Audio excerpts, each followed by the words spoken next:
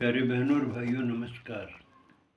एक वृक्ष पर एक कौवा और एक कबूतर पास पास की शाखाओं में अपने घोंसले बनाकर रहते थे। एक बार कौवा एक जलती हुई लकड़ी ले आया और घोंसले में रख ली।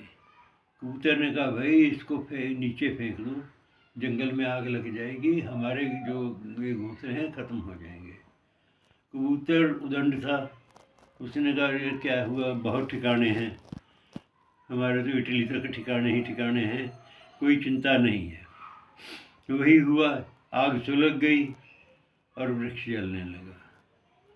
वो दूर के एक वृक्ष पर जाकर बैठ गया तो कबूतर ने अपनी चोंच में पानी भरा और उस पर लाकर डालने लगा आग पर।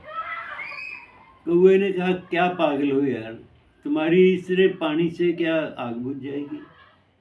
कबूतर ने कहा, आग तो बेशक नहीं बुझेगी, परंतु हमें प्रेम और शांति के संदेश वाहक कहा जाता है, हम शांति दूत माने जाते हैं, कबूतर हैं।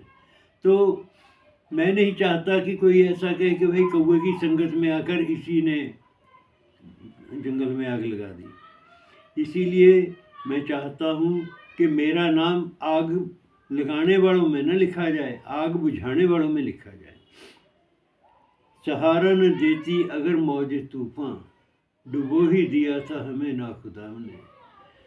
सितारों से आगे बहुत कुछ है माना, ज़मीं पे भी जीने के हों कुछ बहाने। तो अब ये जो समय है ये फैसले की घड़ी है हमारे लिए, क्योंकि हमारे में ही हम देख रहे हैं कि कुछ लोग जब भी भारत की सुरक्षा की, भारत की शांति की बात होती है तो वो उससे उल्ट चलते हैं।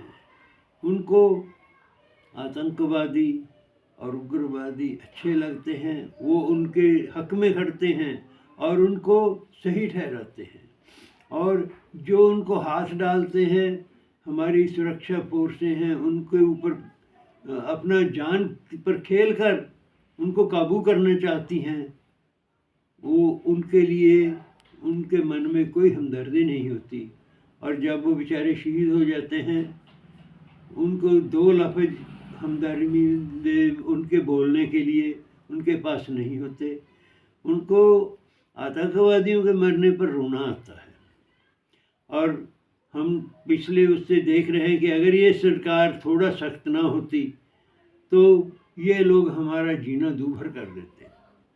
पिछले 2004 से 2014 तक जो भारत में होता रहा है वो हम सब ने देखा है।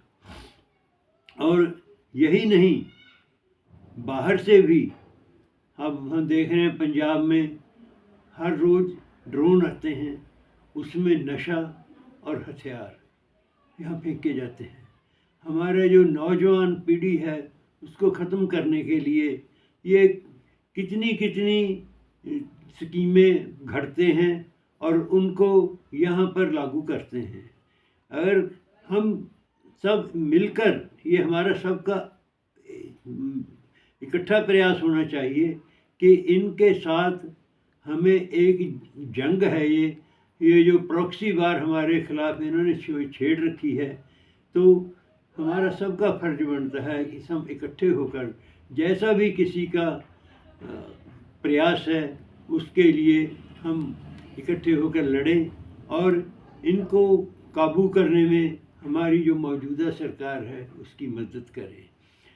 सरकार अकेली कुछ नहीं कर सकती है जब तक, क्योंकि ये जो है ये भारत के भीतर का मामला है और भीतर का जो मामला होता है वो हमारी जो आम पब्लिक हैं उसको विजिलेंट होना चाहिए। हमें देखें कि हमारे अड़ोस पड़ोस में कोई गलत काम तो नहीं हो रहा।